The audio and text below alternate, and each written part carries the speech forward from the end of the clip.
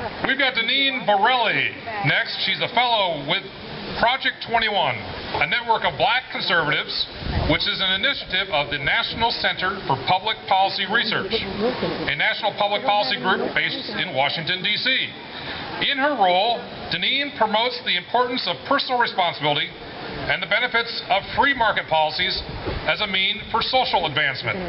She advances these values by writing commentaries and participating in media interviews. I'm jealous. Deneen is also a Fox News channel contributor. I once worked for ABC News, but I'll try not to hold that against her. Come on up, Deneen.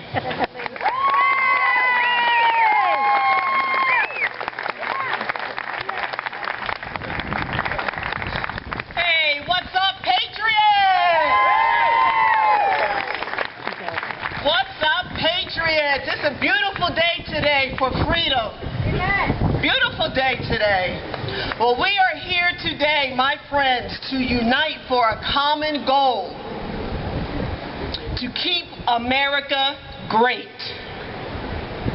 Now, I didn't say to fundamentally transform America, like Barack Obama has said, but I said to keep America great. That is the job of we the people. As Americans, we need to preserve our constitutional right of liberty, where anyone can succeed, not based on race, not based on heritage, but good old-fashioned hard work.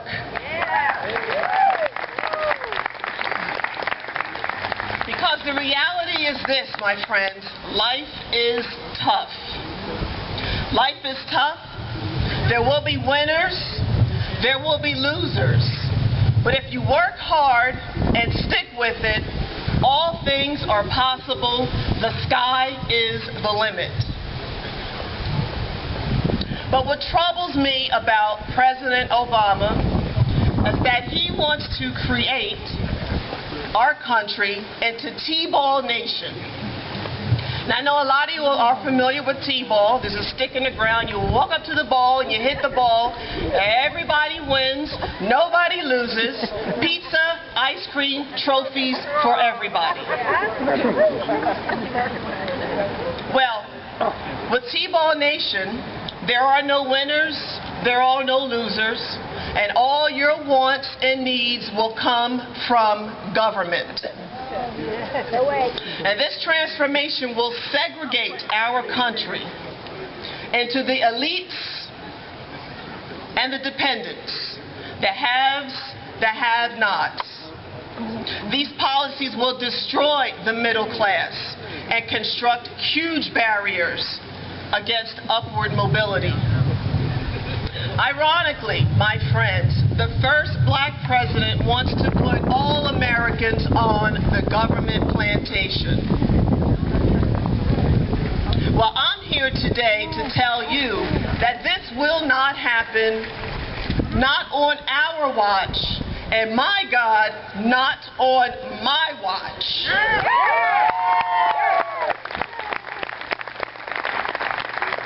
And I'm speaking to you today as an example of sheer determination and hard work. Now, many of you have seen me on Fox News, or you've seen me speak at another Tea Party rally.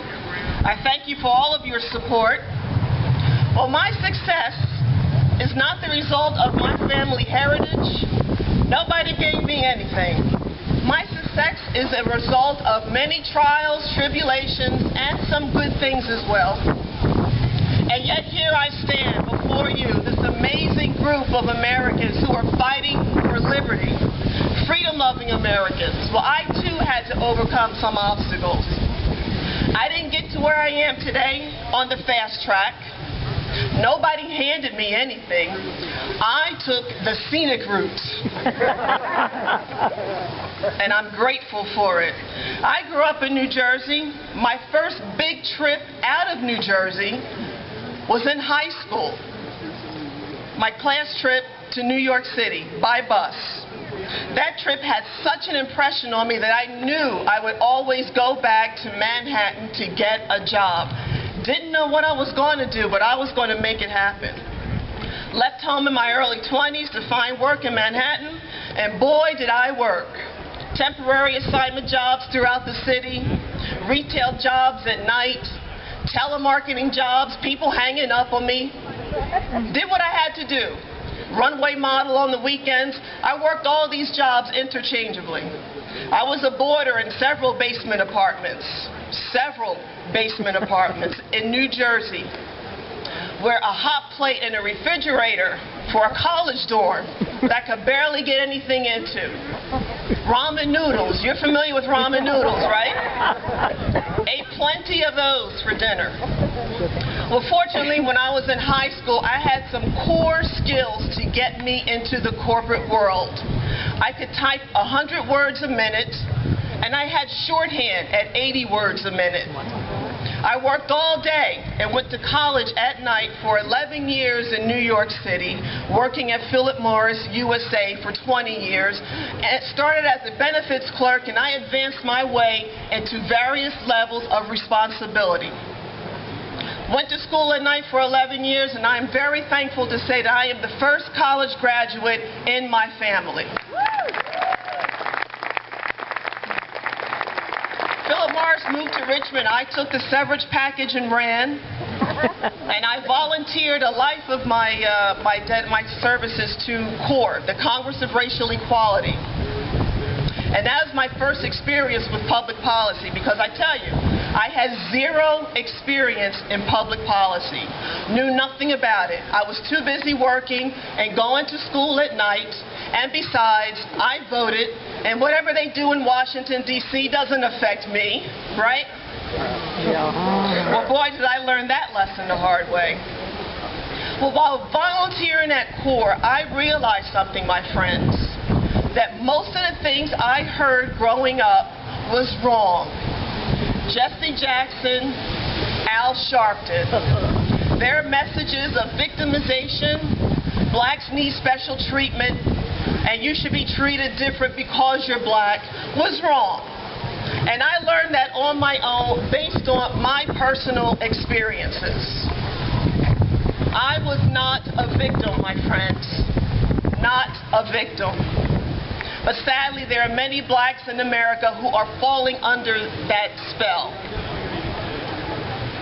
I had God-given talents that would allow me to make my own way and be responsible for my choices and decisions. And since awakening from my political slumber, I am now in the march for freedom, for liberty, for all Americans. Now let me discuss President Obama.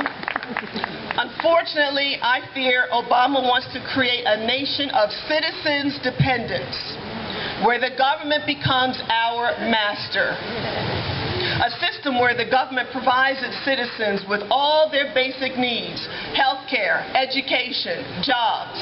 That's what we're witnessing right now. Such a system will reduce our liberty and sap our prosperity by blocking the ingenuity to creativity and resourcefulness. As we've seen with health care, Obama's loyalty resides with his left-wing ideology and not with liberty.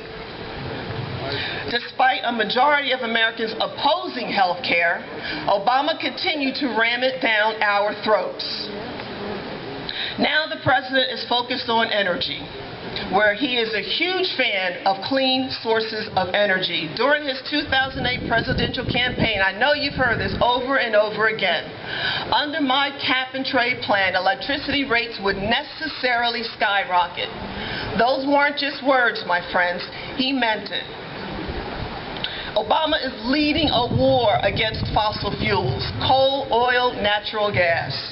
Higher energy prices will make the poor even more dependent on the government for basic necessities such as heating and cooling their homes. The more money spent on gasoline and utility bills is less money you have to spend on other things that you would like to do with your hard-earned money. Under Obama's energy plan, a majority of Americans will suffer from a reduced standard of living. Now Obama is waging class warfare. He's trying to shift the blame from his policy failures to those he considers to be rich. Well, I'm sure a lot of you can attest to this. $250,000 a year in New York does not make one rich. Tragically, Obama's energy policy is the real class warfare. His crony capitalist buddies can afford energy prices at any rate.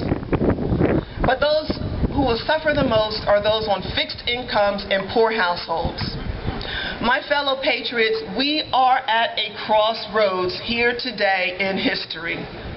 That is why I am so excited to be a part of the Tea Party movement. Because it's a movement that can't be denied no matter what the other side says, no matter what they try to do. We know the main focus of the Tea Party movement is fiscal responsibility, limited government, and free market. But unfortunately, there are some politicians and the media who have injected race into the Tea Party movement by labeling us as racist, rednecks, and extremists. Deneen Borelli saying Tea Partiers are rednecks. Award-winning actor Morgan Freeman, who saw that coming, claimed Tea Partiers have a racist motivation against President Obama to do whatever they can to get this black man out of here. MSNBC host Chris Matthews,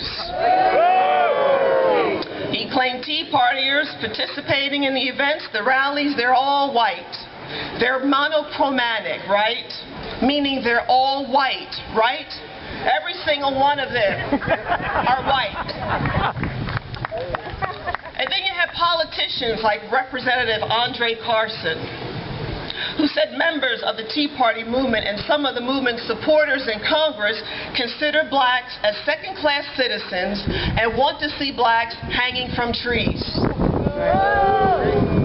As an active Tea Party member, I spend a lot of time dispelling these myths, my friends. And I can assure you, from my personal experience, the Tea Party movement has nothing to do about race.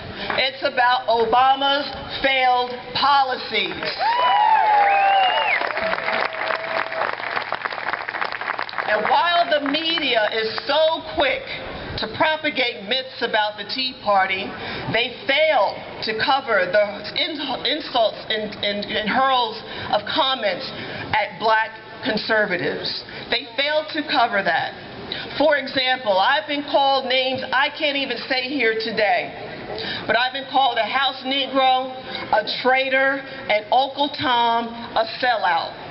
Anytime I'm on radio or television, this is the feedback that I get from the other side. Because they are threatened, my friends. I'm targeted simply because I'm expressing my views. Obamacare, climate change legislation, Second Amendment, and I own 2 guns and I will use them and not just on target practice. Now I'm a nationally known figure, a columnist with the Daily Caller, political online news service, and hopefully, with all of your help here, I will be a best-selling author. My first book is coming out February 2012. Ready for the title? Black Lash. Black Lash. How Obama and the left are driving Americans to the government plantation. So you like the title, right? Well, with your help, it's available online right now on Amazon for pre-sale. And I do need your support because we have too much going on right now in this country. And I wrote Black Lash because not all blacks believe in collectivism. Not all blacks believe that big government is the answer. And not all blacks believe the lies of Jesse Jackson and Al Sharpton.